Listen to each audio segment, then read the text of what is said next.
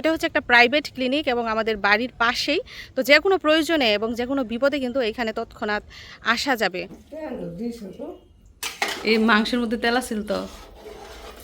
শিমুল তোলার বালিশ, এক একটা বালিশের মূল্য নিয়েছে 700 টাকা করে। মরিচের দাম হলে মরিচ খাওয়া ছেড়ে দিব। আসসালামু আলাইকুম। আমার সেজু ননদ লিজার হাজব্যান্ড অসুস্থ, ওনাকে দেখতে এখন হসপিটাল যাচ্ছি। হসপিটাল বেশি দূরে না, আমাদের বাসা থেকে মাত্র 7 মিনিটের রাস্তা। তো আমরা চলে এসেছি হসপিটালে। এটা হচ্ছে একটা খ্রিস্টানদের প্রতিষ্ঠান, আমাদের এলাকার মধ্যে সবচেয়ে বড় হসপিটাল এটা এবং প্রাইভেট।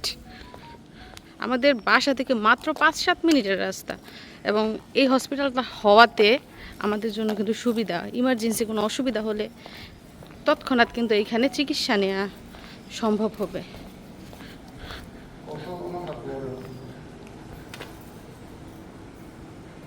এটা হচ্ছে হসপিটালের ভিতর থেকে বাইরের অংশ।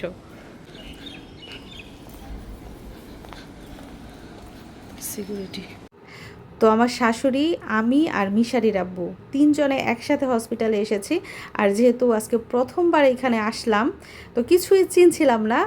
আর আমার ননদকে ফোন দেওয়া হয়েছে, সে এখন নিচে নেমে এসেছে আর আমাদেরকে সাথে নিয়ে এখন কেবিনে যাচ্ছি, যেইখানে ওনার হাজব্যান্ড রয়েছে।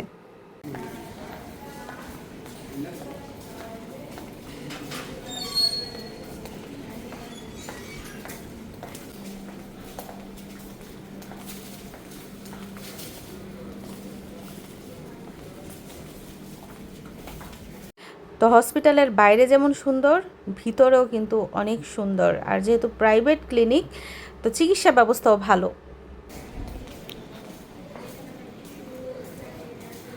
তো আমরা এখন চলে যাচ্ছি আমার ননদের হাজব্যান্ডকে দেখে। তো উনি আলহামদুলিল্লাহ মোটামুটি ভালোই আছে, এখন ডেঙ্গু জ্বর হয়েছে, ওষুধ দিচ্ছে, চিকিৎসা ভালো চলছে।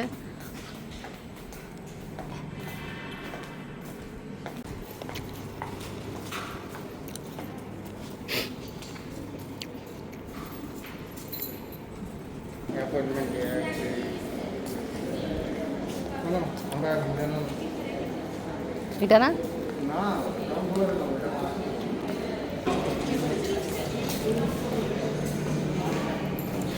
আমরা ভুল করে চলে এসেছি সেকেন্ড ফ্লোরে, আমরা যাবো একদম নিচতলায়।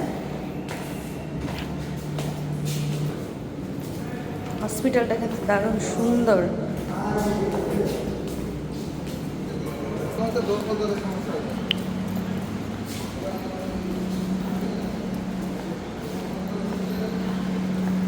যাই হোক, ননদের হাজব্যান্ডকে দেখে তারপর আমরা চলে যাচ্ছি। আমার শাশুড়ি অটো দিয়ে এসেছেন, উনি অটো দিয়ে চলে গেছেন। তো এখন আমরা মোটরসাইকেলে করে যাব। আর মিশারি স্কুলে, আমাকে বাসায় নামিয়ে দিয়ে মিশারির আব্বু স্কুলে যাবে মিশারিকে আনতে। আর এটা যেহেতু একটা খ্রিস্টানদের প্রতিষ্ঠান, চারদিকেই তাদের ছবি লাগানো, প্লাস পরিচ্ছন্নতা এবং তাদের যে কালচার, ওইগুলাই বেশি দেখলাম। তবে সুন্দর, হসপিটালটা অনেক সুন্দর।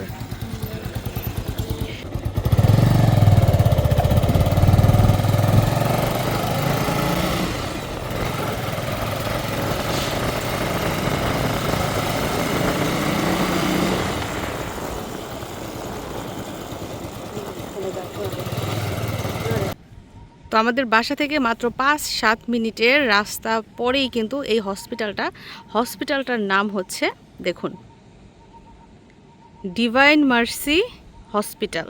এটা হচ্ছে একটা খ্রিস্টানদের প্রতিষ্ঠান, মূলত আমেরিকানরাই কিন্তু এই হসপিটালটা প্রতিষ্ঠা করেছে।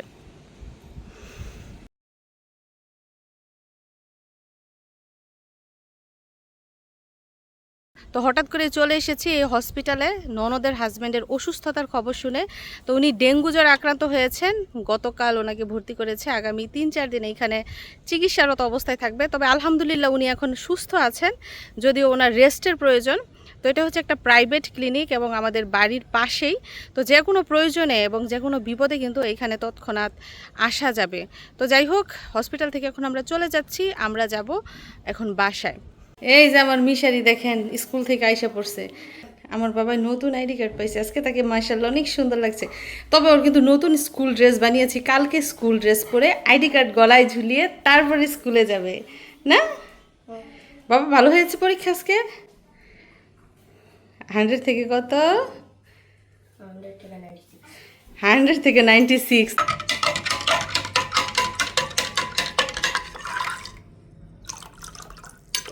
প্রচণ্ড গরম, আর গরম থেকে পরিত্রাণ পেতে বানিয়ে ফেলেছি ট্যাঙের শরবত। রে বলাই কামড় দিছে না? কেন এসেছি দেখেন, এই যে জঙ্গল পরিষ্কার করা হচ্ছে সকাল সকাল, এর জন্য শরবতের প্রয়োজন পড়ছে। এই যে আরেকজনে কি নিয়ে আসছে, বলছে একটা ঝুড়ি নিয়ে আসো, নুডলসের চালনি নিয়ে আসছে।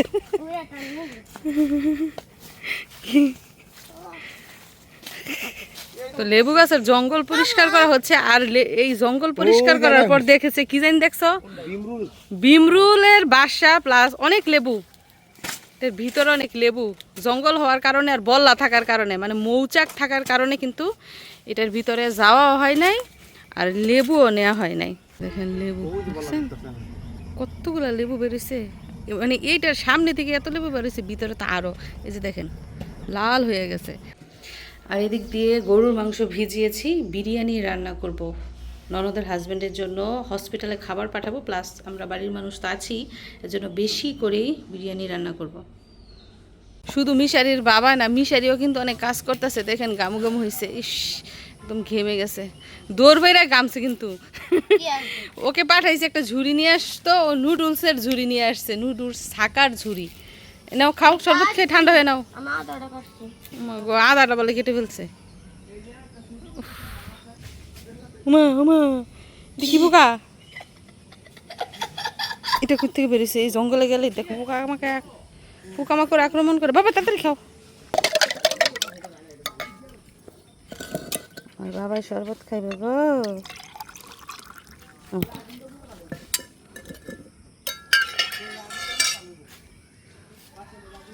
আমাকে গিয়ে বলতেছে, মা তাড়াতাড়ি ঠান্ডা পানি দিয়ে শরবত বানাও।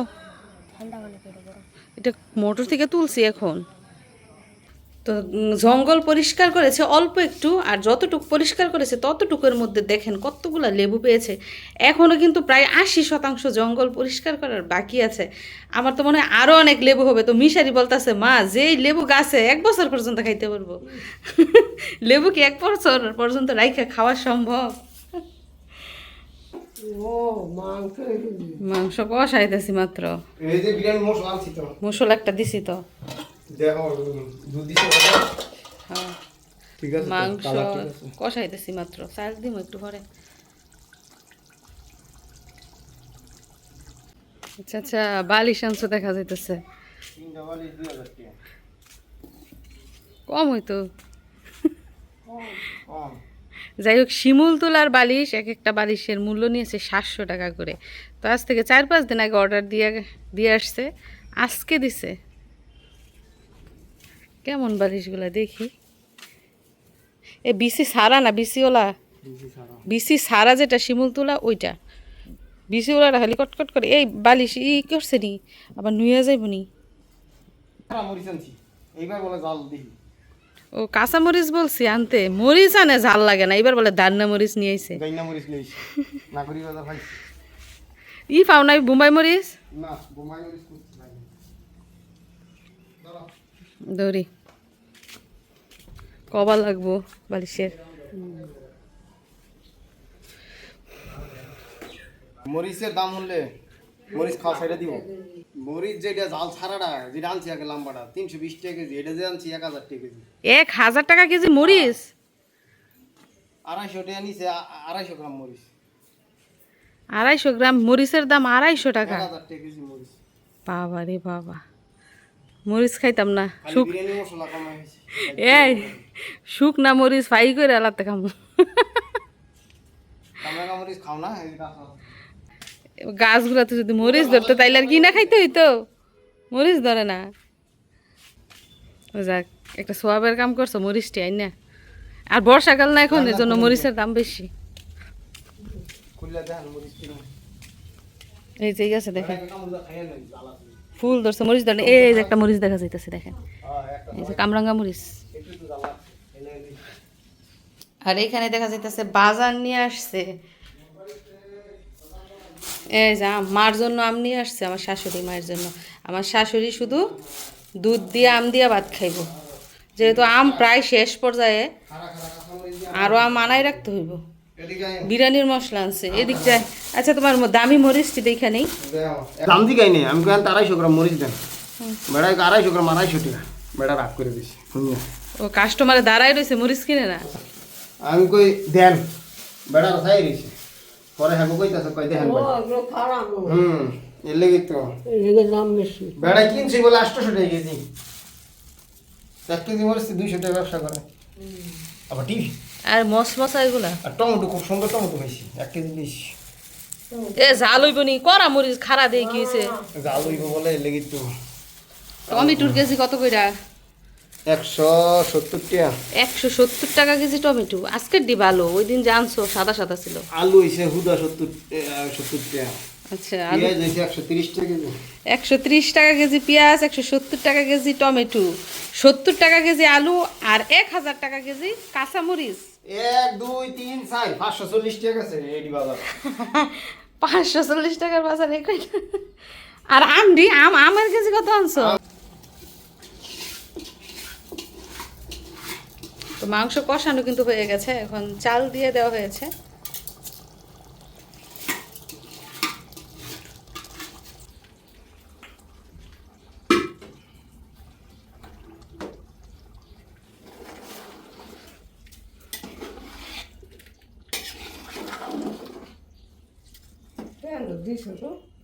এই মাংসের মধ্যে তেল আছিল তো।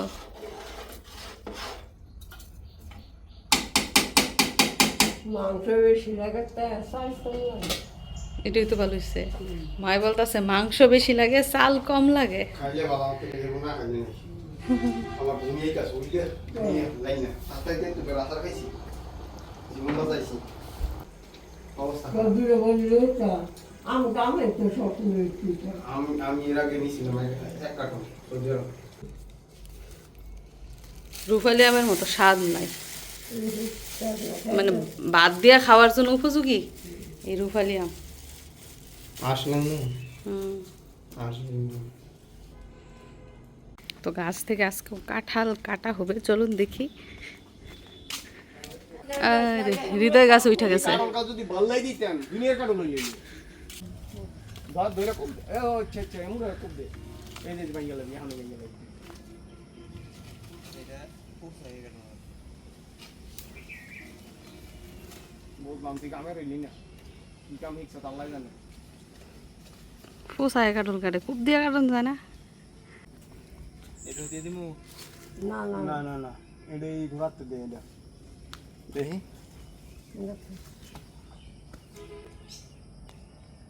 কাঁঠাল হৃষ্টপুষ্ট হইলো না, গুল হইলো না, খালি খাবো মনে। যে কোন গেছে ওই তুলে দিতে হচ্ছে। এটা জরন দেখছ না? এই ইডা শুরু কি শুলো এন দাতাতেন না। যাই হোক, আরো একটা কাঁঠাল কাটা হবে। আর এই গাছের কাঁঠাল দেখেন, বাদরের মতন আছে কাঁঠাল। মাশাআল্লাহ দেখেন এই গাছে, মানে আগা থেকে একদম গোড়া পর্যন্ত আল্লাহ কাঁঠাল দিছে এই গাছে। আর আমাদের এই সব গাছের কাঁঠাল না একদম অনেক দিন পর্যন্ত থাকে, মানে লাস্টে বের হয় এবং থাকেও একদম শেষ পর্যন্ত।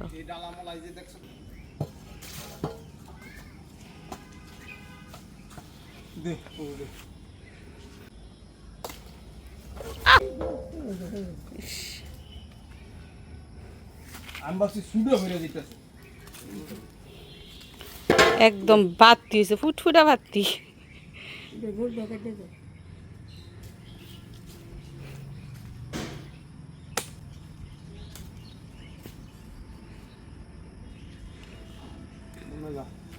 পরিবার রিলেশন কাটো লইব।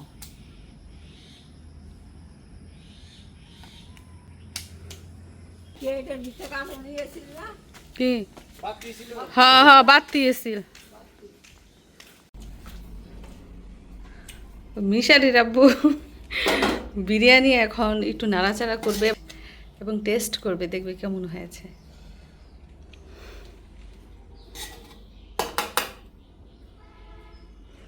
ঘেমে হয়রান হয়ে আসছে। মজা হয়েছে।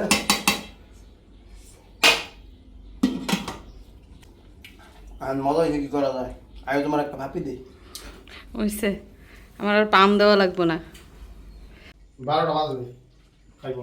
দেখুন কেমন হয়েছে বিরিয়ানি রান্না, গরুর মাংসের বিরিয়ানি। গরম গরম খাইবো। তো এই যে দেখুন লাঞ্চ রেডি। আজকে লাঞ্চে হসপিটালে পাঠানো হচ্ছে কি বিরিয়ানি, গরুর মাংসের বিরিয়ানি। 2 জন মানুষ, ননদ আর ননদের হাজব্যান্ড, মাত্র 2 জন মানুষ। তো 2 জনের জন্য 2 বাটি বিরিয়ানি, সাথে সালাদ দেওয়া হয়েছে।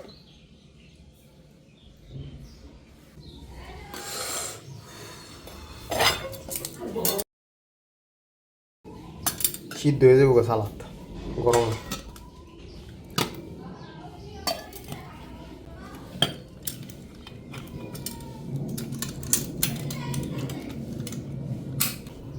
খালাস।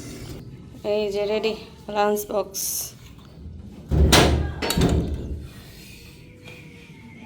এখন মিশারির আব্বু যাবে হসপিটাল খাবার দিয়ে আসতে।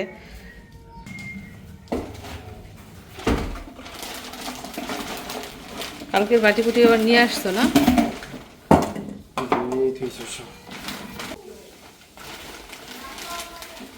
গরম না বাড়ি বুঝলে না জানি ওরে জায়গা। ও দেখেন, মিশারিও যাবে তার আঙ্কেলকে দেখতে। সকালে মিশারি স্কুলে ছিল, এর জন্য যেতে পারে নাই, এখন ওর বাবার সাথে যাচ্ছে।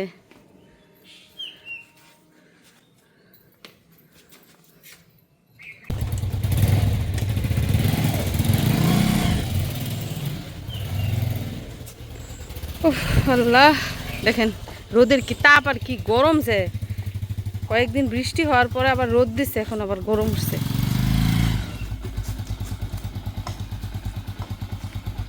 টাটা। আচ্ছা, তো দেশে থাকার কারণে কিন্তু দৌড়াদৌড়ি করতে পারছে হসপিটালে। তো বাড়িতে পুরুষ মানুষ থাকাটা কিন্তু খুবই জরুরি, যে কোনো বিপদ আপদে দৌড়াদৌড়ি করতে পারে। আমার দেবরের শালুক আসছে। তো 3 কেজি চালের গুঁড়ি ভাঙিয়েছি, আর এখন চেলে তারপর প্যাকেট করে করে ফ্রিজের মধ্যে রাখবো। কালকে কিছু গুঁড়ির পিঠা বানাবো, তালের পিঠা। তো চেলে না রাখলে পরবর্তীতে কিন্তু ফ্রিজের গুঁড়ি চালা যায় না, ভিজা ভিজা থাকে। তো এখানে আরও বেশ কিছু গুঁড়ি রয়ে গেছে, আস্তে আস্তে চেলে নিচ্ছি। তো ইদানিং সবচেয়ে বেশি খাওয়া হচ্ছে পেয়ারা, কারণ গাছের মধ্যে টসটসা পেয়ারা পেকে থাকে। আর এই ফ্রেশ ফ্রেশ পেয়ারা খেতে কিন্তু খুবই মজা, লবণ মরিচ লাগে না, এমনিতেই খাওয়া যায়। ভিতরে হচ্ছে লাল আর মিষ্টি। এ বাবা কি দেখে আসছো? যেই ঠান্ডা, কোথায়? রুমের ভিতরে? হ্যাঁ, তুমি আঙ্কেলকে দেখে আসছো? কেমন আছে আঙ্কেলে? স্যালাইন লাগিয়ে রাখছে? জোনায়েদ ভাই আসছিল, তোমাকে নিয়ে যেতে চাইছিল।